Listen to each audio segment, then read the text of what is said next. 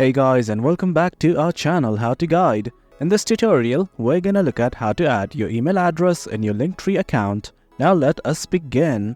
Do note that I have already logged into my account. In case you have not, do it right now. It's quite easy. Now let us simply look at how to add our email address in Linktree. Initially, this is the homepage as you guys can see. Now let's focus on the left side of the screen. Just below Analytics, you will see a button like this, that is Settings. Click on it right now. Well, once you click on it, you will be redirected to this page. Right now, all we want to do is focus on the social icons. Just below it, you can see a button like this, that's Add Icon. Click on it right now. And from here, what you guys need to do is simply search for email. As you can see, just below Instagram, you can see a button like this called Email. Click on it right now. Now what you guys need to do is simply enter your email address right here. I'm gonna enter it right now.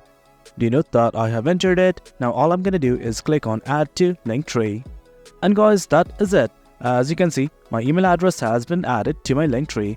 This is it guys. This is how you add your email address in Linktree. It's quite easy. Hope you guys found this video informative, and for more content like this, do remember to hit like, share and subscribe. Your support fuels us. Until next time, thank you.